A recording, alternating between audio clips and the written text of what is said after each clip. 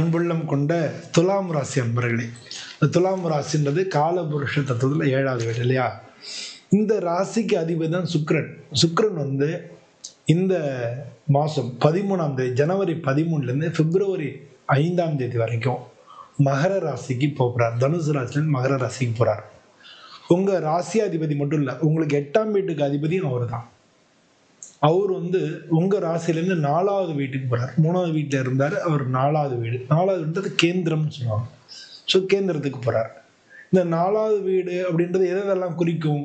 வீடு, வாகனம், அம்மா, அது மாதிரி நிலம் அதை குறிக்கும். மன அமைதி, சொத்து, இதெல்லாம் குறிக்கக்கூடிய இடமா இருக்கும் 4ஆம் இடம். அந்த இடத்துக்கு உங்கள் ராசியாதிபதி போகிறார். அது மட்டும் இல்லை, அஷ்டமாதிபதியும் அவர் தான்.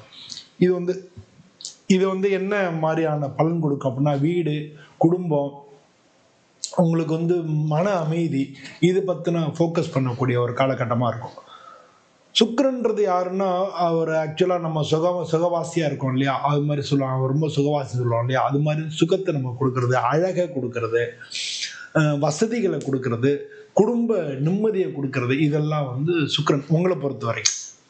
ஸோ இந்த சுக்கிரன் 4ஆம் பாவத்தில் அவர் போகிறதுனால எந்த விதமான பலன் அப்படின்னு தான் பார்க்க போகிறோம். அது மாதிரி வீடு வாங்கக்கூடிய யோகமோ இல்லை வீடு மாற்றக்கூடிய விஷயங்களோ நடக்கலாம். உங்களுக்கு அதெல்லாம் நடக்கலாம். வாகன சுகம் கிடைக்கும். அதாவது வாகனத்தில் நீங்கள் மாற்ற நினச்சிங்க, இல்லை வாகனம் இல்லை வாங்கன்னு நினச்சிங்க, இந்த காலகட்டத்தில் வாங்குறதுக்கான வாய்ப்புகள் மிக மிக அதிகமாக இருக்கும். குடும்பத்தில் ஒற்றுமைகள் நிறையா இது இருக்கும். லைஃப் நம்ம கம்ஃபர்ட்டாக நல்ல இம்ப்ரூவ்மெண்ட்டாக நம்ம லைஃப் ஃபீல் பண்ண முடியும். பொதுவாக இந்த காலகட்டங்களில் இன்டீரியர் டிசைனர் இருக்காங்களா, அவங்களுக்கு, ரியல் எஸ்டேட் பண்ணுறவங்களுக்கு, லக்ஸரி ஐட்டம்ஸ் விற்கிறவங்க, இவங்க எல்லாருக்குமே, ஆடம்பர பொருட்கள் விற்கிறவங்க, அழகு சாதன பொருட்களை விற்கிறவங்க, இவங்க எல்லாருக்குமே இந்த காலகட்டம் ஒரு நல்ல காலகட்டமாக இருக்கும். அதாவது பிப்ரவரி 13ஆம் தேதியிலேருந்து ஜனவரி 13ஆம் பிப்ரவரி 5ஆம் தேதி வரைக்கும் இருக்கக்கூடிய இந்த காலகட்டங்கள்.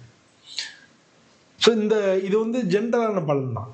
இது உங்களுடைய சுய ஜாதகத்தில் எந்த லக்னம், அதுக்கு எத்தனாவது அதிபதி சுக்கிரன், அவர் இப்போ எங்கே போயிருக்காருன்றதை அப்படி தான் பார்த்து தெரிஞ்சுக்கணும். எந்த நட்சத்திர காலில் உங்கள் ஜாதகத்தில் நிற்கிறாரு, அவர் வலிமையாக இருக்காரா, இந்த மாதிரியான விஷயங்கள் எல்லாமே நம்ம அனலைஸ் பண்ணி தான் நம்ம தெரிஞ்சுக்கணும். அப்போ உங்களுக்கு பக்கத்தில் உள்ள ஜோதிடரையோ இல்லை உங்களுக்கு குடும்ப ஜோதிடர் யாரும் இருந்தால் அவங்கள்ட்டே பாருங்கள். அப்படி யாரும் இல்லாத பட்சத்தில் நீங்கள் என்னை தொடர்பு கொள்ளலாம். கீழே நம்பர் இருக்குது, நம்ம உங்கள் ஜாதகத்தை வச்சு டிஸ்கஸ் பண்ணலாம். பட் இந்த பதிவில் உங்களுக்கு ஃபுல் டீட்டெயில்டாக ஜென்ரலான பலன், எல்லா துலா ராசிக்காரங்களுக்கும் வரக்கூடிய அனைத்து விதமான பலன்களை நம்ம சொல்ல போகிறோம். ஸோ இதில் இது மட்டும் இல்லை, இப்போ சுக்கிரன் உங்கள் நாளில் போகிறார் இல்லையா, அதே மாதிரி உங்கள் ராசிக்கு லாபாதிபதினு சொல்லக்கூடிய சூரியன், அவரும் சுக்கிரனோட போய் 4வது வீட்டில் சேர்ந்துக்கிறார். சூரியன் என்ன பண்ணுறாருன்னா, ப்ராப்பர்ட்டி, அதை ப்ராப்பர்ட்டி சொத்து சம்பந்தமான முடிவுகள் எடுக்கல ஒரு கிளாரிட்டி கிடைக்கும். கவர்மெண்ட் எதனா அப்ரூவல் வாங்க வேண்டியதுன்னா அந்த அப்ரூவல் கிடைக்கும். அது மாதிரி அப்பாவோட சப்போர்ட்டோ இல்லை நல்லா யார் கவர்மெண்ட்ல ஒரு அத்தாரிட்டி இருந்தாங்கன்னா அவங்களுடைய சப்போர்ட் எல்லாமே நமக்கு கிடைக்கும். நம்ம மேலே உள்ளவங்களோட சப்போர்ட் நமக்கு கிடைக்கும். வீட்டில் ஆனால் அதே மாதிரி ஈகோ கிளாஷ் ஏதாச்சும் வரலாம். அவன் என்ன பெரிய ஆளா அப்படின்ற மாதிரி நம்ம நினைக்கிறோம் இல்லையா, அந்த மாதிரி வீட்டில் ஒரு சில ஈகோ கிளாஷ் வரலாம். அம்மாவுடைய உடல்நிலையை கொஞ்சம் பார்த்துக்க வேண்டிய அவசியம் இருக்குது. 4ஆம் இடம்ன்றது தாயும் குறிக்கின்றதுனால அம்மாவோட உடல்நிலை பார்த்துக்க வேண்டிய அவசியம் இருக்குது. பட் எல்லாத்துலேயுமே ஒரு காமான அப்ரோச் வச்சுக்கிட்டோம்னாலே இதில் எல்லாத்துலேருந்து வெளியே வந்துடலாம். எது நடந்தாலும் சரி, நம்ம அதை ஃபேஸ் பண்ண வேண்டியது நம்மளுடைய வேலை அப்படின்ற மாதிரி நம்ம அந்த விஷயத்தை கொண்டு போனோம்னாலே சக்ஸஸ் கிடைக்கும். இதுக்கு அடுத்து செவ்வாய் அவர் கூட சேர்ந்துக்கிறார். செவ்வாய் அது ஒரு உச்ச வீடு இல்லையா, அவர் ஏற்கனவே சுக்கிரன் சூரியன் இருக்காரு, கூடவே செவ்வாய் சேர்ந்துறார். செவ்வாய் சேர்றதுனால எந்த விதமான பலன்? கன்ஸ்ட்ரக்ஷன் ஒர்க்கில் இருந்தீங்க, ரியல் எஸ்டேட் சொன்னேன் இல்லையா, அவங்க அதில் கன்ஸ்ட்ரக்ஷன்ஸ் ஒர்க்கில் இருக்கிறவங்க, அவங்களுக்கெல்லாம் ஒர்க்கு நல்லா ஸ்பீடாக இருக்கும். ரொம்ப மந்தமாக இருந்து அது ஸ்பீடாக இருக்கும். லேண்டு சம்மந்தமாக டிஸ்பியூட் இருந்ததுன்னா அதெல்லாம் இப்போ ஒரு முடிவு கிடைக்கும். இப்போ ஒரு ப்ராப்பர்ட்டி வாங்குறது இல்லை விற்கிறது, இந்த மாதிரியான விஷயத்தில் கொஞ்சம் துணிச்சலான முடிவு எடுக்கக்கூடிய ஒரு காலகட்டமாகவும் இருக்கும். இந்த காலகட்டம் யாருக்கெல்லாம் நல்லா இருக்கும் அப்படின்னா, இன்ஜினியர்ஸு, பில்டர்ஸு, ரியல் எஸ்டேட் நடத்துகிறவங்க, அவங்களுக்கெல்லாம் இது ரொம்ப ரொம்ப நல்ல காலமாக இருக்கும். பொதுவாக இந்த காலத்தில் வீட்டில் கொஞ்சம் கோபம் வரலாம், பிபி, செஸ்ட் பெயின் இந்த மாதிரிலாம் வந்ததுன்னா அதை உடனே பார்த்து கவனமாக பார்த்து நீங்கள் செஞ்சுக்க வேண்டியது ரொம்ப ரொம்ப அவசியம். அது மாதிரி டாக்குமெண்டேஷன், அக்ரிமெண்ட்டு, ரெஜிஸ்ட்ரேஷன் இதெல்லாம் வந்து நடக்கக்கூடிய ஒரு காலகட்டமாக இருக்குது. பட் அதெல்லாம் கவனம் செலுத்த வேண்டியது. உங்களுக்கு 12ஆம் இடத்துக்கும் அதிபதி வந்து புதன். ஏன்னா புதன் வந்து இவங்களோட சேர்ந்துட்டார். ஏற்கனவே வந்தாங்க, சுக்கிரன் கூட சூரியன் சேர்ந்துட்டாரு, அப்புறம் செவ்வாய் சேர்ந்துட்டாரு, அதுக்கடுத்து வந்து புதனும் சேர்ந்துட்டார். 4 கிரகமும் உங்களுக்கு 4வது வீட்டில் இருக்கு. அப்போ புதன் வந்து உங்களுக்கு 12ஆம் வீட்டுக்கு அதிபதின்றதுனால டாக்குமெண்டேஷன், அக்ரிமெண்ட்டு, ரிஜிஸ்ட்ரேஷன் பண்ணுறது எல்லாம் கொஞ்சம் ஜாக்கிரதையாக பண்ண வேண்டியதான அமைப்புகள் வந்து கொஞ்சம் ஜாக்கிரதையாக பண்ணணும். அதுதான் வந்து நல்லது. பொதுவாக வந்து property documents, vehicle papers, home loan approval, family discussion அதெல்லாம் வந்து நல்லா சக்ஸஸாக போகிறதுக்கான வாய்ப்பு தான் அதிகம். ஆனால் பேசக்கூடிய வார்த்தைகளையும் ஒப்பந்தங்களையும் நீங்கள் 1க்கு 2 தடவை செக் பண்ணிக்கிறது ரொம்ப ரொம்ப முக்கியம். இதுக்கு அடுத்து உங்களுக்கு 5வது வீட்டில் ராகு இருக்கார்.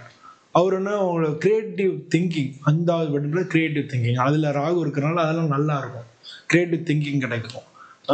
திடீர்னு ஏதாச்சும் நீங்கள் காதல் வயப்படுறதுக்கான வாய்ப்புகள் நிறையா இருக்குது. டிஜிட்டல் கண்டென்ட் அதெல்லாம் பண்ணுறவங்களுக்கு இந்த காலகட்டம் நல்லா இருக்கு. ஏற்கனவே பில்டர்ஸ்லாம் சொன்னேன் இல்லையா, ராகு 5ல் இருக்கிறதுனால டிஜிட்டல் துறையில் இருக்கக்கூடியவங்க அவங்களுக்கெல்லாம் நல்லா இருக்கும். பொதுவாக வந்து இந்த காலகட்டத்தில் ரிஸ்க் எடுத்து எல்லாம் இன்வெஸ்ட்மெண்ட் பண்ணுறது கொஞ்சம் இல்லை, நீங்கள் லாட்ரி இது மாதிரி வாங்குறது, நம்ம ரிஸ்க் எடுத்து இன்வெஸ்ட்மெண்ட் பண்ணுறது, இந்த மாதிரி விஷயங்களை கொஞ்சம் கவனமாக இருக்கணும். இது மட்டும் இல்லாமல் சிம்மம்ன்றது உங்கள் ராசிக்கு வந்து லாபஸ்தானம் இல்லையா, அதில் வந்து கேது இருக்கார். கேது இருந்தனால உங்களுடைய நண்பர்கள்லாம் உங்களை விட்டு விலகி போகிறதுக்கான வாய்ப்புகள் நிறையா இருக்குது.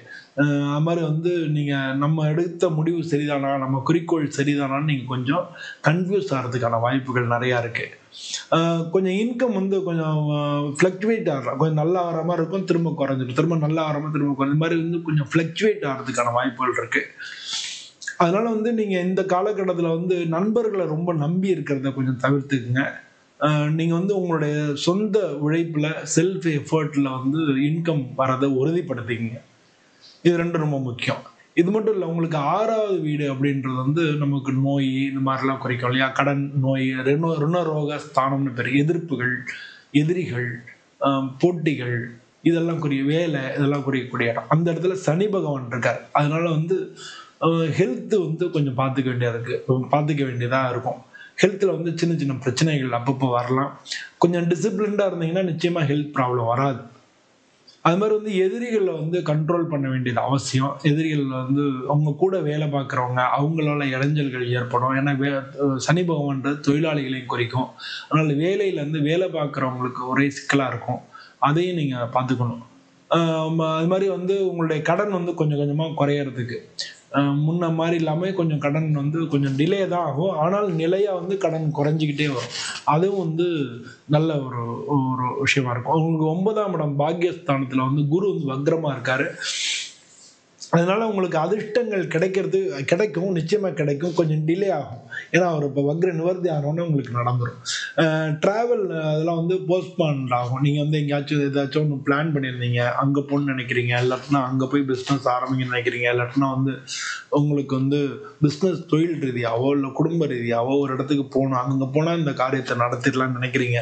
அந்த மாதிரி ட்ராவல் எல்லாமே கொஞ்சம் தள்ளி போகிறதுக்கான வாய்ப்புகள் இருக்குது. அது மாதிரி வந்து நீங்கள் ஃபாதராக ரெஸ்பான்சிபிலிட்டி எடுக்க வேண்டிய கட்டாயமாக இருக்குது. நீங்கள் மற்றவங்களுக்கு சொல்லித்தரது அது மாதிரி வந்து, அது மட்டும் இல்லை, உங்கள் குருமார்கள், உங்கள் அப்பா, அவங்க சம்மந்தப்பட்ட விஷயங்கள் நீங்கள் பொறுப்பெடுத்துக்க வேண்டியது அவசியமாக இருக்கும். பொதுவாக அந்த காலகட்டத்தில் நம்பிக்கையும் பொறுமையும் நிச்சயம் முக்கியம். அது இருந்ததுன்னா நிச்சயமாக வந்து உங்களுக்கு பாதுகாப்பு மட்டும் இல்லை, உயர்வும் கிடைக்கும். பணம் பொறுத்தளவில் ப்ராப்பர்ட்டி சம்பந்தமாக, சொத்து சம்பந்தமான எக்ஸ்பெண்டிச்சர்ஸ் ஏற்படலாம். உங்களுக்கு புதுசாக சொத்துக்கள் வாங்க வேண்டிய சூழ்நிலைகள் ஏற்படலாம். ஆனால் ஸ்லோவாக இருந்தால் கூட ஸ்டெடியாக இருக்கும் உங்களுடைய க்ரோத்து. பொது வந்து மேரேஜ் வந்து டிஸ்கஷன்ஸ் இந்த காலகட்டத்தில் நடக்கிறதுக்கான வாய்ப்புகள் நிறையா இருக்குது. ஏன்னா வந்து 7ஆம் இடத்துக்கு அதிபதியான செவ்வாய், அவர் வந்து 4லேருந்து அவருடைய பார்வை வந்து 7ஆம் இடத்துக்கு வர்றதுனால மேரேஜ் சம்மந்தமான டிஸ்கஷன்ஸ் நடக்கிறதுக்கான வாய்ப்புகள் நிறையா இருக்குது. உடம்பு ஆரோக்கியத்தை பார்த்துங்க. செஸ்ட் பெயின், பிபி இருக்கிறது, தூக்கம் வராமல் தவிக்கிறது, இதெல்லாம் வந்து உங்களுக்கு இருக்கக்கூடிய வாய்ப்புகள் இருக்குது. அதனால் கொஞ்சம் வாக் பண்ணுறது, மெடிடேட் பண்ணுறது, நல்ல அமைதியான மியூசிக் கேட்குறது, ஏன்னா நீங்கள் வந்து உங்கள் ராசியாதிபதி சுக்கிரன் இல்லையா, கொஞ்சம் அமைதியான மியூசிக் கேட்கறது இதெல்லாம் வந்து உங்களுக்கு நல்ல பலனை கொண்டு வந்து கொடுக்கும். பொதுவாக வந்து வெள்ளிக்கிழமை அன்னைக்கு மகாலட்சுமியை 2 விளக்கு ஏற்றி 2 குத்து விளக்கு 5 முகமும் ஏற்றணும். ஏற்றி மகாலட்சுமியை வழிபடுறது, அங்கேயே உட்காந்து உங்களுக்கு நீங்கள் என்ன நடக்குன்னு நினைக்கிறீங்களோ அதை கற்பனை பண்ணுறது, இது மாதிரி பண்ணீங்கன்னா பண்ணிக்கணும். அவர் ஓம் சுக்ராய நமகன்னு 16 தரம் டெய்லி சொல்கிறது, இதெல்லாம் வந்து உங்களுக்கு நல்ல பலனை, சக்ஸஸை, வெற்றியை உங்களை தேடி கொண்டு வந்து கொடுக்கும். பொதுவாக இந்த காலகட்டம் வந்து துலாம் ராசிக்காரங்களுக்கு நல்ல ஒரு ஸ்டெபிலிட்டியை ஏற்படுத்தக்கூடிய ஒரு காலகட்டமாக இருக்கும். அதனால் கொஞ்சம் பொறுமையாக இருக்கணும். பொறுமையாக இருந்தீங்கனால நிச்சயமாக அந்த ஸ்டெபிலிட்டி ஏற்படும். வீடு, குடும்பம், வாழ்க்கையில் முன்னேற்றம், இது எல்லாத்துக்கும் ஒரு அடித்தளம் ஏற்படுத்தக்கூடிய ஒரு டைமாக இந்த டைம் இருக்கும். இந்த டயத்தில் வந்து எல்லாரும் நல்ல பலனை கிடைக்குன்னு சொல்லலாம்னு சுவாமியை பிரார்த்தனை பண்ணிக்கிறேன். உங்கள் அனைவரிடம் விடைபெறுகிறேன். நன்றி, வணக்கம்.